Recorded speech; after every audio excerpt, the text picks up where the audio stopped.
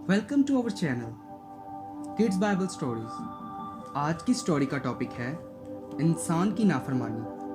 प्यारे बच्चों, खुदा उनसे ही खुश होता है जो खुदा के हुक्मों को मानते हैं, और खुदा के हुक्मों को जो नहीं मानता, खुदा उन्हें सज़ा देता है।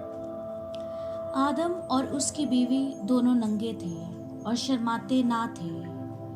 सांप कुल दश्ती जानवरों से जिनको खुदावंद खुदा ने बनाया था चालाक था, और उसने औरत से कहा, क्या वाकई ही खुदा ने तुमसे कहा है कि बाग के किसी दरख्त का फल ना खाना? औरत ने सांप से कहा, बाग के दरख्तों का फल तो हम खाते हैं, पर जो दरख्त बाग के बीच में है उसके फल की बाबत खुदा ने कहा है कि तुम ना तो इसे खाना और ना छूना, वरना मर जाओगे। तब सांप ने औरत से कहा, तुम हरगिज ना मरोगे, बल्कि खुदा जानता है कि जिस दिन तुमने उसमें से खाया, तुम्हारी आंखें खुल जाएंगी और तुम खुदा की मानित नेको बद की पहचान कर सकोगे। औरत ने जो देखा कि वो दरख्त खाने के लिए अच्छा और आंखों को खुशनुमा मालूम होता है और अक्ल बख्शने के लिए खूब है, तो उसके फल में से लिया और खाया और अपने शौहर को भी दिया और उसने खाया। तब दोनों की आंखें खुल गई और उनको मालूम हुआ कि वो नंगे हैं, और उन्होंने अंजीर के पत्तों को सीकर अपने लिए लुंगियां बनाई। और उन्होंने खुदावंद खुदा की आवाज़ जो ठंडे वक्त बाग में फिरता था सुनी। तब खुदावंद खुदा ने आदम को पुकारा और उससे कहा कि तू कहाँ है? उसने जवाब में खुदावंद को कहा, मैं बाग में तेरी आवाज़ सुनी।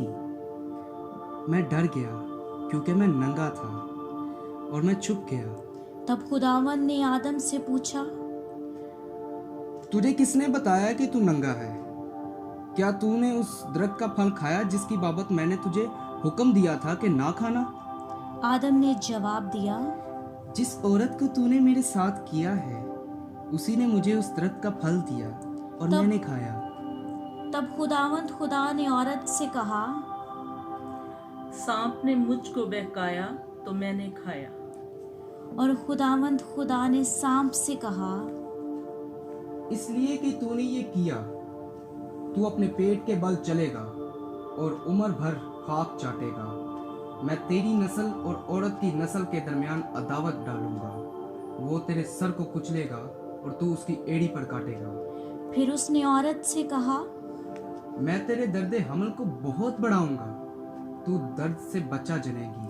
और खुदावन ने आदम से कहा, चूंकि तूने अपनी बीवी की बात मानी और उस दरख्त का फल खाया जिसकी बाबत मैंने तुझे हुक्म दिया था कि ना खाना, इसलिए जमीन तेरे सबब से लानती हुई और तू अपने मुंह के पसीने की रोटी खाएगा जब तक तू जमीन में फिर लौट ना जाए, क्योंकि तू उसी से निकला है। तू खाक है और फिर खाक में लौट जाएगा। और खुदावंद खुदा ने कहा, देखो, इंसान नेको बद की पहचान में हम में से एक के मानिंद हो गया है। अब कहीं ऐसा ना हो कि वो अपने हाथ बढ़ाए और हयात के दरख्त से भी कुछ लेकर खाए और हमेशा जीता रहे। इसलिए खुदावंद खुदा ने उसको बागे अदन से बाहर कर दिया, ताकि वो उस जमीन की जिसमें से वो लिया गया था खेती बाड़ी करे, और बागे अदन के चौगिर्द घूमने वाली 16 जन तलवार को रखा कि वो जिंदगी के दरख्त की राह की हिफाजत करें।